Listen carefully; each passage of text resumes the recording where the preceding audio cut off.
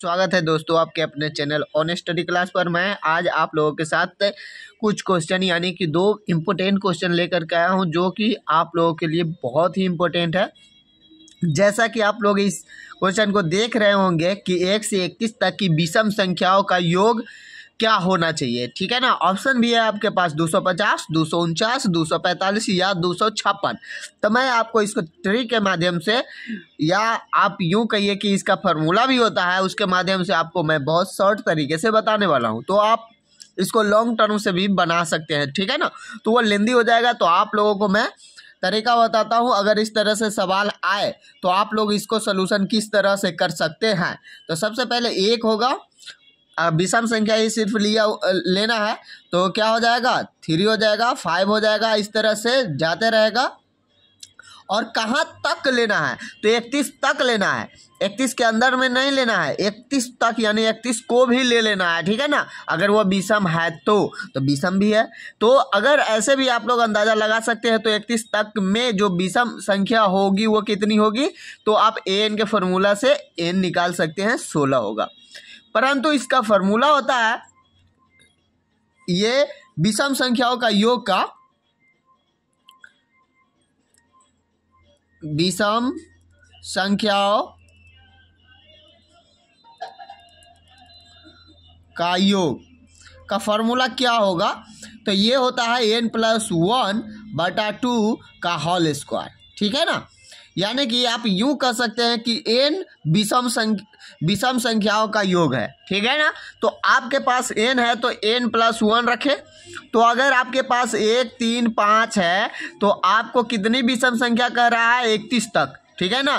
तो 31 तक अगर कह रहा है तो आपको क्या करना होगा, यही फॉर्मूला आपको याद रखना है कि विषम संख्या कहे और योग पूछे तो आपको क्या कहे, जितना तक कहा जाए उसमें 1 जोड़ दीजिएगा, 2 से भाग करके उसका होल स्क्वायर कर दीजिएगा, आपका आंसर सही आ जाएगा। तो 31 और 1 क्या हो जाएगा, 32 बटा में 2 और इसका होल स्क्वायर, ये कट जाएगा 16 बार में। यानी कह सकते हैं कि 16 का जो है होल स्क्वायर आपका करेक्ट आंसर इसका हो जाएगा। तो 16 का होल स्क्वायर जो है आपका कितना होने वाला है, तो आप लोगों को याद होगा 256 होता है 16 का वर्ग।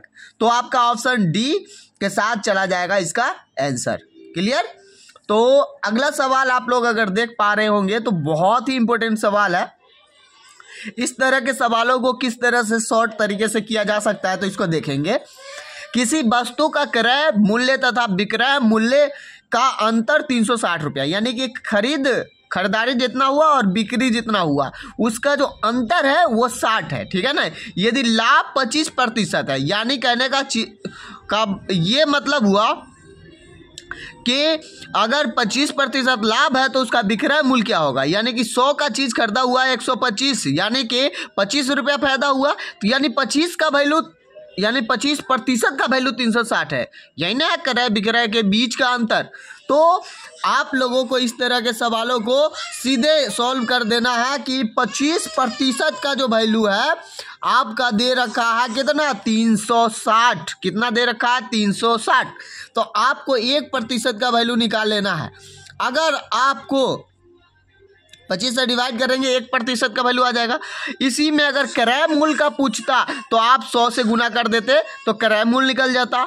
अगर विक्रय मूल्य का पूछता है, अगर इसी में लॉस हुआ रहता तो लॉस से गुना कर सकते हैं। लाभ हुआ है तो लाभ प्रतिशत, यानी कि लाभ कितना हुआ है, 25%, यानी कि 100 का चीज कितना में वो बंदा लिया है यानी कि बेचा है तो 125 रुपया में। तो 125 से मल्टीप्लाई कर दीजिए, क्रय मूल्य निकालना होगा 100 से मल्टीप्लाई, घाटा लगा होगा तो 100 में से घटा करके, ठीक है। और यह फायदा हुआ 25% तो 125, ठीक है ना। तो इससे आपका ये कट जाएगा 5 से, और आप 36 में 5 से मल्टीप्लाई करेंगे तो 6 पंचे के 30, ये 0 का 0 और 5 तिहाई 15 और आपका 3 कितना हो जाएगा, 18। तो आपका ऑप्शन जो है इतना ही रुपया आंसर हो जाएगा। तो आपका ऑप्शन जो है डी के साथ आंसर चला जाएगा। तो ये जो है आप लोगों को मैं 2 क्वेश्चन लेकर के आया हूँ। अगर आप लोगों को इस तरह के क्वेश्चन चाहिए तो आप कमेंट कर सकते हैं और इस श्रेणी का ये जो क्वेश्चन है आपका बिहार एसएससी से क्वेश्चन बैंक से लिया गया है। सो अगर आप लोग चाहें तो बिहार एसएससी का क्वेश्चन जो भी बैंक में क्वेश्चन है वो आप लोगों को करा दिया जाएगा इस चैनल के माध्यम से। तो आप लोग अगर चाहते हैं तो कमेंट करें। फिर मिलते हैं नेक्स्ट वीडियो में। Thank you for watching.